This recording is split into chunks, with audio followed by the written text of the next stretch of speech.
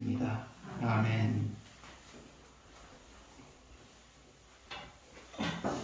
한 노인이 급류에 휩쓸렸습니다.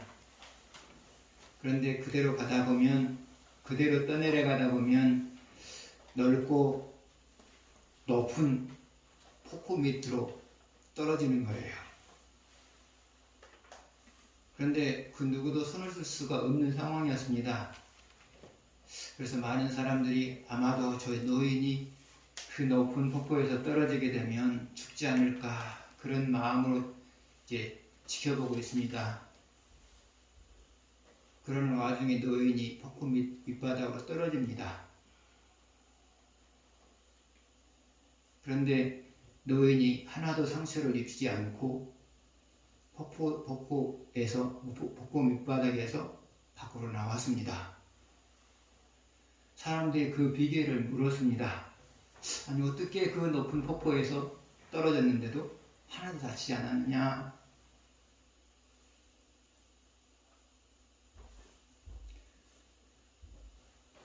물에서 벗어나려고 노력하지 않았다는 거예요. 물에서 벗어나려고 노력하지 않았다는 거예요. 그리고 모든 생각을 다 내려놓고 물이 흘러가는 대로 자기 몸을 맡겼다는 거예요. 그러다 보니까 하나도 상처를 입지 않고 살아났다는 거예요. 여러분이 절망적인 사건을 해결하는 방법은 뭘까요? 첫 번째로는 자기 생각을 다 내려놓으세요. 자기 생각을 다 내려놓으세요. 두 번째로는 극복이 되지 않을 것이라는 생각도 내려놓으세요. 그리고 그 다음부터는 하나님이 인도하시는 대로 따르십시오. 그러면 해결되지 않는 절망적인 사건이 없어요. 내가 덤비니까 내 생각으로 가득 차 있으니까 그래서 해결이 안 되는 거예요. 그래서 절망적인 사건을 만나면 일단 내 생각을 다 내려놓으세요. 내 생각 다 내려놓으시고, 두 번째로는 안 된다는 생각도 내려놓으세요. 그리고 그 다음부터는 하나님께서 말씀하시면 그 말씀하신 대로 따르십시오. 그러다 보면 해결이 돼야 돼요. 절망을 극복할 수 있는 유일한 방법은 바로 이거예요. 이거란 말이죠.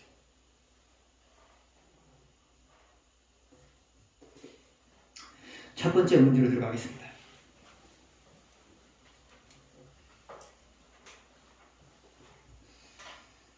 성전 건축을 방해하려는 자들은 누구인가?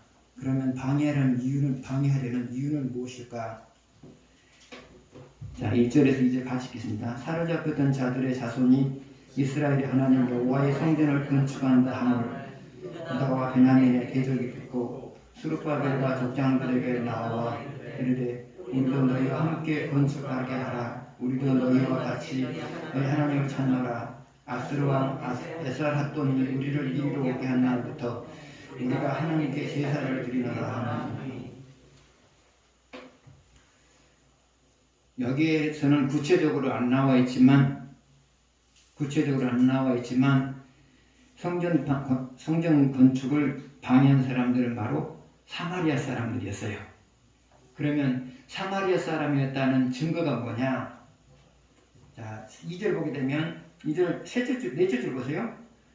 아수르왕 에살핫돈이 우리를 이리로 오게 한 날부터, 이리가 어디냐면 바로 사마리아예요. 사마리아란 말이죠. 그래서 성전 건축을 방해한 사람들이 사마리아인이었다. 그것을 알 수가 있고요. 그러면 사마리아인들은 어떤 사람들이냐?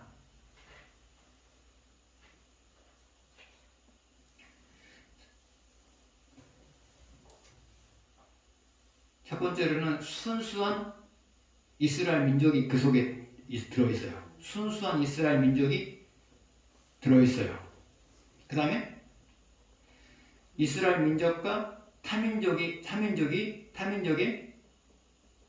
혈통이 타민족의 피가 혼합된 사람들이 섞여 있어요. 그러니까 사마리아 사람들은 어떻게 구성이 되어 있었느냐? 순수한 이스라엘 민족이 그 속에 들어있고요. 두 번째로는 이스라엘 민족과 다른 민족 간의 결혼으로 인하여서 혼합된 혈통을 가진 사람들이 섞여 있었어요. 그러면 사마리아에 이런 혼혈족이 많았던 이유가 뭐냐? 이 아수르는 한 나라를 점령하게 되면 민족성을 말살시키는 정책을 폈어요. 그래서 그 나라에 다른 나라 사람들을 강제로 이주를 시켜요. 그리고 결혼을 하게 만들어요. 그래서 피를 섞어버려요. 피를 섞은 이유가 뭐냐? 피를 섞어버리게 되면 민족의 정체성이 없어져 버리죠. 내가 이스라엘 민족인지 아니면 아수르 민족인지, 내가 아프리카인인지 아시아인인지 민족의 정체성을 없어져 버려요. 그러다 보면 독립해야 될 의지를 상실해 버려요. 독립할 의지를 상실해 버린단 말이죠. 그래서 아수르는 항상 한 나라를 점령하게 되면 혼혈 정책을 썼어요. 혼혈 정책이요. 그래서 민족성을 말살시키는 거예요. 그래서 결국은 독립할 수 있는 의지를 없애버리는 거죠. 그래서 사마리아 사람들이 다른 민족하고 피가 섞여 있었던 거예요. 그러면 사마리아 사람들이 성전 건축을 방해한 이유는 무엇이었느냐? 사마리아 사람들은 다신교였어요. 다신교. 사마리아 사람들은 다신교였어요. 그러니까 여러 가지 신들을 한꺼번에 섬기는 거예요. 여러 가지 신들을 한꺼번에 섬기는 거예요. 그래서 사마리아의 종교는 다신교예요. 다신교. 그런데 문제는 또 뭐냐면 그들은 하나님도 섬겨요. 사마리아 사람들은 하나님도 섬겨요. 그런데 하나님을 유일신으로 섬기는 것이 아니라 자기들이 섬기는 신들 중에 하나로 섬긴단 말이죠. 그러니까 하나님이 전능하신 분이 아니고요. 자기들이 섬기는 신들 중에 한 사람으로 사마리아 사람들은 하나님을 섬겼단 말이죠. 이게 문제였죠. 그런데 유다인들은 포로로 사로잡혔다가 돌아온 유다인들은 유일신교죠. 종교가 유일신교죠. 하나님만 섬기는 유일신교죠. 그렇기 때문에 그래서 사마리아 사람들은 자기들의 신들을 인정해주지 않냐고 유일신 하나님만 섬기는 그 모습을 못마땅하게 생각한 거예요. 그래서 성전 건축을 방해한 거예요. 오늘날도 그렇죠. 기독교가 안 믿는 사람들에게 비판을 받는 이유 중에 하나가 바로 그거예요. 왜 니네들은 니네 종교만 고집하냐? 왜 니네들은 니네 종교만 고집하냐? 그렇게 안 믿는 사람들이 우리를 비판하죠. 그러나 우리가 섬기는 신만이 유일한 신이고 나머지 신들은 다 사람이 만들어낸 신이잖아요. 그러니까 우리로서는 하나님만 섬길 수밖에 없죠. 하나님은 스스로 계신 분이고요. 나머지 신들은 사람이 만들어낸 신들이란 말이죠. 그러니까 그 기독교인들이 사람이 만들어낸 신은 섬길 수가 없잖아요. 그러니까 우리는 유일신이 하나님만 섬기는 거잖아요. 아무튼 전도하러 다니다 보면 그런 일들이 있어요. 내가 예수 믿으면 천국 간다고 말하면 뭐라고 대받아치냐면, 그러면 다른 종교를 믿으면 천국 못 가냐? 못 간다! 그러면 뭐라고 하냐면, 왜 이렇게 기독교는 협소하냐? 생각이 이렇게 좁냐? 다른 종교를 인정하지 않느냐? 그럼 더 이상 내가 이야기 나눌 거 없지요. 우리가 하나님만 섬긴 이유가 뭐냐? 하나님은 스스로 계신 분이고 다른 신들은 사람이 만든 신이고, 그래서 우리가 하나님만 섬기는 거죠.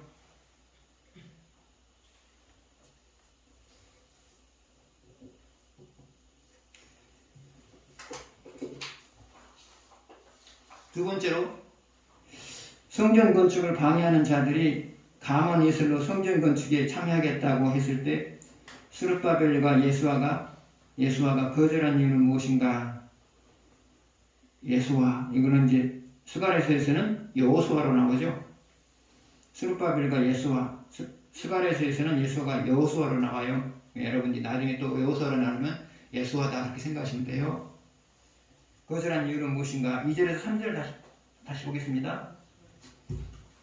스룹바벨과 족장들에게 나와 이르되 우리도 너희와 함께 건축하게 하라.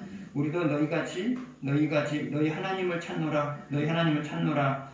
아수르 왕 에사라돈이 우리를 이리로 오게 한 날부터 우리가 하나님께 제사를 드리노라 하니, 스룹바벨과 예수아와 기타 이스라엘 족장들이 이르되 우리 하나님의 성전을 건축하는데 너희는 우리가 상관이 없느니라.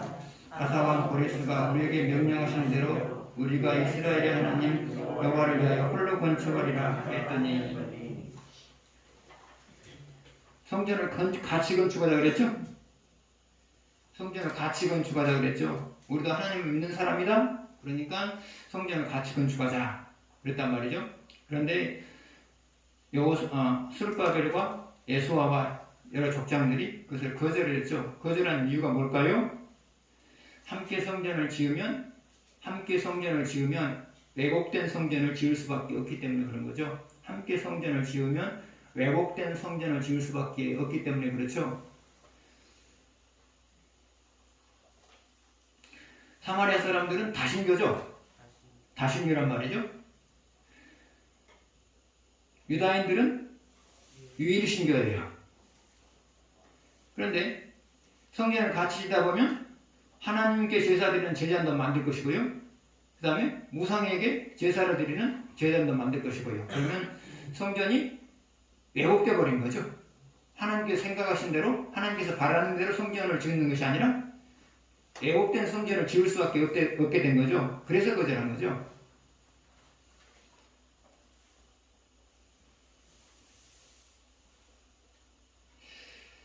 여러분이 믿는 사람이나 여러분이 어떤 사람이 함께 무엇인가를 하고자 할 때 여러분이 항상 고려해야 될 것이 있어요. 그 고려할 내용이 뭐냐? 이 사람과 함께 일하면 내 신앙의 순수성을 유지할 수 있느냐 없느냐, 이것을 여러분이 항상 고려하셔야 돼요. 내가 이 사람과 함께 일을 하게 되면 신앙의 순수성을 유지할 수 있느냐 없느냐, 이것을 여러분이 항상 여러분이 염두에 둬야 돼요. 왜요? 하나님은 항상 여러분이 신앙의 순수성을 유지하기를 원하거든요. 그래서 그 사람이 믿는 사람이 있는지 안 믿는 사람이 상관이 없어요. 그래서 그 사람이 무엇인가를 같이 하고자 제안을 해왔을 때 그 사람하고 일을 같이 하는 것이 내가 내 신앙의 순수성을 유지할 수 있냐 없느냐, 이것을 여러분이 판단하셔야 돼요. 그래서 신앙생활을 유지할 수 없으면 여러분 거절하셔야 돼요. 그런데 신앙의 순수성을 유지할 수 없음에도 불구하고 눈앞의 이익을 생각하면서 거절하지 못하게 되면 눈앞의 이익보다 훨씬 더 많은 걸 잃어버려요. 훨씬 더 많은 것을 잃어버려요. 하나님이 그렇게 만들거든요.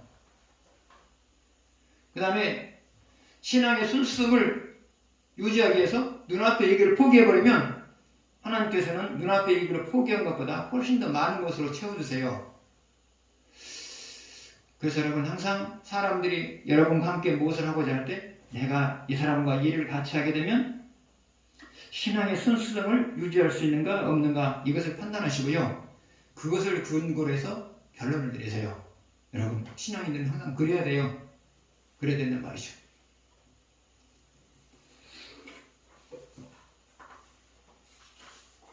세 번째 보시겠습니다. 함께 성전 건축을 하는 것에 대해서 거절당하자 그들이 한 일은 무엇인가? 4절에서 6절을 번갈아 가면서 읽겠습니다. 이로부터 그 땅 백성이 유다의 손을 약하게 하여 그 건축을 방해하되 바사왕 고레스의 시대부터 바사왕 다리오가 즉위하기까지 관리를 또 아하수에로 왕 즉위할 때에 그들이 그를 올려 유다와 예루살렘 주민을 고발하니라.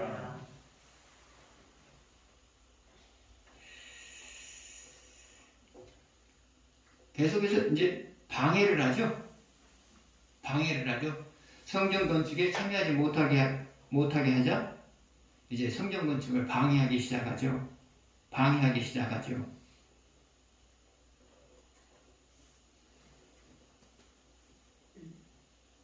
그 방법이 무엇이었어요? 바사 관리들에게 뇌물을 주었죠. 뇌물을 주어서 성전을 짓지 못하게 만들었죠. 그 다음에 바사 왕에게 유대인들을 모함하는 글을 올려가지고 또 짓지 못하게 만들었죠.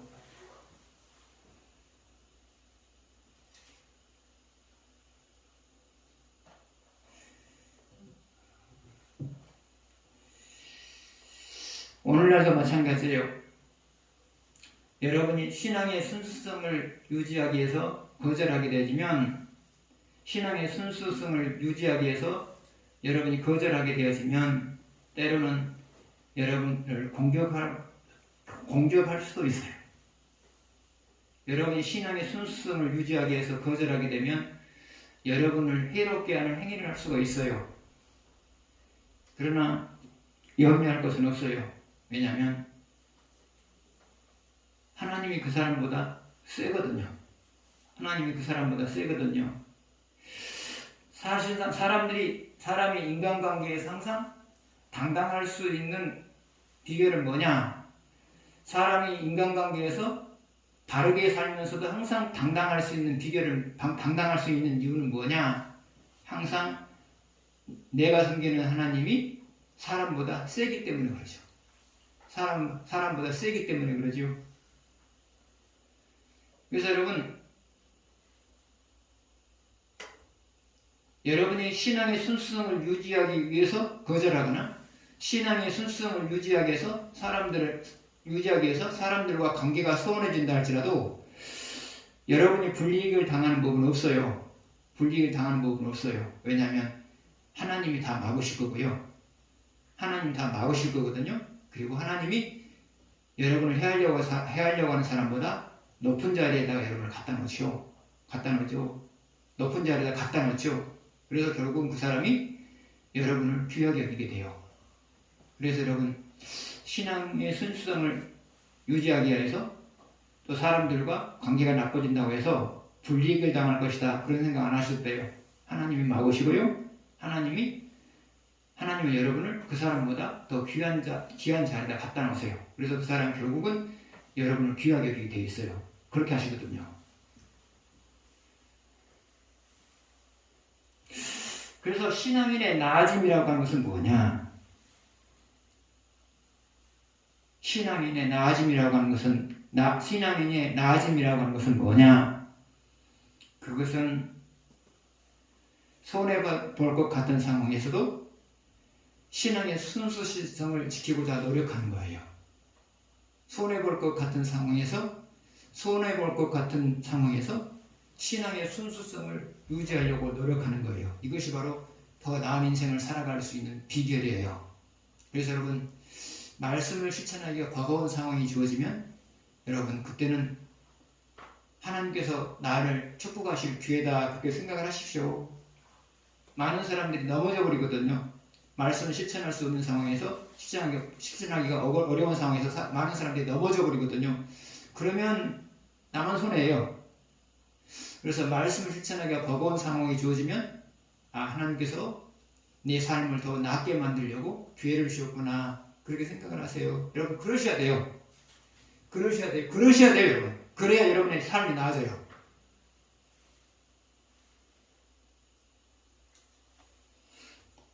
네 번째 보시겠습니다.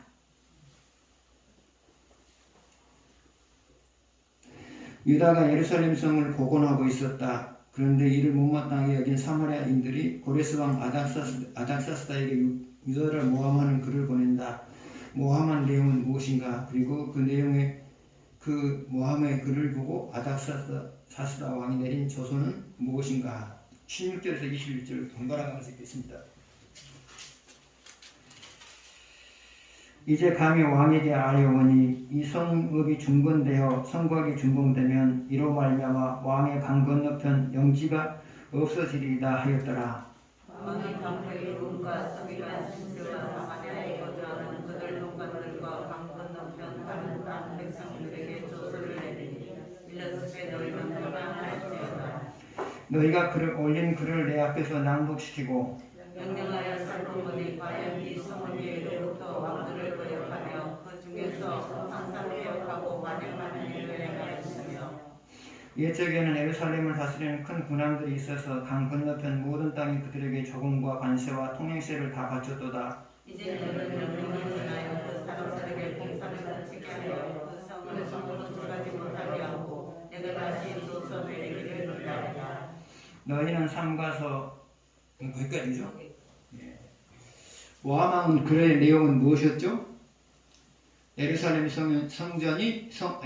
성이 중건되어서 나라가 강해지면 반드시 바사를 배반할 거다. 그게 모함의 내용이죠. 그리고 덧붙여서 전에 그런 일들이 많았었습니다. 그것까지 덧붙였죠. 그러자 그 왕이 그 말을 받아들였어요. 그리고 성전 말고요. 예루살렘 성을 재건하는 것을 중단시켰죠.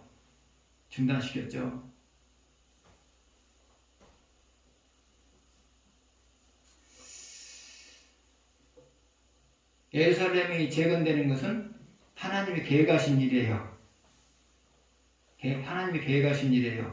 그런데 하나님의 계획하신 일임에도 불구하고 사람의 방해가 있죠. 사람의 방해가 있어서 지금 중단이 되죠. 오늘날도 마찬가지예요. 그 일이 하나님께서 계획하신 일이에요.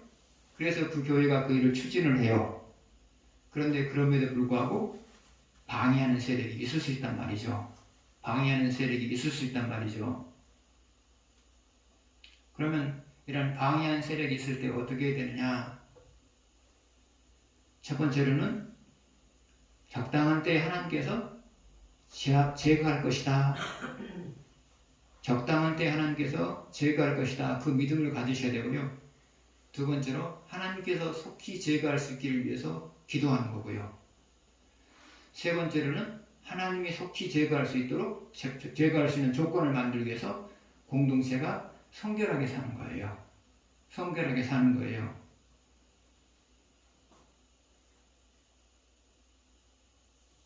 이게 하나님의 일을 하는 가운데서 방해가 세력이 나타났을 때 인간이 할 수 있는 최선의 것이에요. 하나님께서 해결해 주실 것을 믿는 거고요. 두 번째로 제거해 주실 것을 믿는 거고요. 두 번째로는 하나님께서 속히 제거해 줄 것을 바라면서 기도하는 거고요. 세 번째로는 하나님이 제거해 주실 수 있는 조건을 마련하기 위해서 공동체가 성결하게 살아가는 거고요.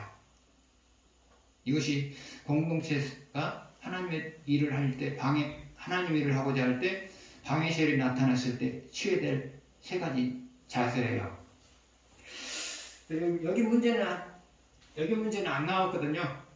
그런데 이제 방금 말씀을 읽으면서 느꼈던 게 하나 있어요. 자, 이스라엘 사람들이 다른 나라의 지배를 당하면서도 항상 반역을 많이 일으켰어요. 이스라엘은 항상 다른 나라의 지배를 받으면서도 고분고분하게 지배를 당하는 민족이 아니었어요. 항상 배반을 했어요. 기회만 있으면 배반을 했단 말이죠. 그러면 이스라엘 민족이 다른 민족의 지배를 받으면서도 때때로 자주 배반하는 이유가 뭘까요? 자주 반역을 꾀한 이유가 배반한 이유가 뭘까요? 그것은 선민이라는 의식 때문에 그랬죠. 선민이라는 의식 때문에 했어요. 우리는 하나님이 특별히 선택한 선민이다. 선민의식이 강했기 때문에 우리는 니네들한테 지배를 당할 수 없다. 그런 생각 때문에 지배를 당하면서도 또 배반을 하고 그랬단 말이죠. 그런데 배반을 해가지고 성공한 적이 있어요, 없어요? 없죠? 성공한 적이 없어요. 로마 제국이 그때 이스라엘을 지배했거든요. 그때도 가장 골치 아프게 생각한 민족이 누구였냐면 이스라엘이었어요. 왜 그러느냐? 이스라엘은 항상 선민의 의식이 있기 때문에 우리는 니네들의 지배를 받을 수 없다. 우리는 하나님께서 특별히 선택한 민족이기 때문에 우리는 니네들을 지배를 받을 수 없다. 그런 생각이 가졌기 때문에 자주 이제 반란을 일으켰던 거예요. 근데 그 반란을 일으켜가지고 성공한 적이 거의 없어요. 왜 없었을까요? 선민이라는 자부심을 가지고 살았지만 선민답게 살지 못했기 때문이죠. 선민이라고 하는 자부심을 갖고 살았지만 선민다운 삶을 살지 못했기 때문에 그런 것이죠. 적어도 이스라엘 민족이 선민다운 삶을 살았을 때는 누구와 싸움을 싸워도 항상 이겼어요. 누구와 싸움을 싸워도 항상 이겼어요. 그러나 선민이라는 자부심은 남아있지만 선민다운 삶을 살지 못하게 되니까 맨날 지죠. 반란해봐야 맨날 지죠. 아무런 효과가 없죠. 우리 역시도 마찬가지예요. 그리스도인이라는 자부심을 갖고 살아가는 것은 중요하지만 더 중요한 것은 그리스도인다운 삶을 살아가는 것이 더 중요해요. 이것이 모든 싸움에서 승리할 수 있는 무기가 되는 거예요. 그래서 여러분이 그리스도인이라는 것에 대한 자부심을 갖고 사십시오. 그러나 더 중요한 것은 뭐라고요? 그리스도인다운 삶을 살아가는 거예요. 그리스도인다운 삶을 살아가는 거예요. 그런데 여러분이 그리스도인다운 삶을 살아가게 되면 누구하고 싸움에서도 이겨요. 나보다 힘 있는 사람과 싸움에서도 이기고요. 나보다 경쟁력 있는 사람과 경쟁에서도 이기고요. 사람이 해결할 수 없는 인생 문제와 싸움에서도 이기는 거고요. 그래서 여러분, 우리에게 중요한 것은 그거예요. 그리스도인이라는 자부심을 가지고 살아가는 것도 중요하고요. 더 중요한 것은 그리스도인답게 살아가는 거예요. 그리스도인답게 살아가는 거예요. 적어도 여러분이 그리스도인답게 살아가게 되면 어떤 불리한 싸움에서도 반드시 여러분 이겨요. 기도하겠습니다.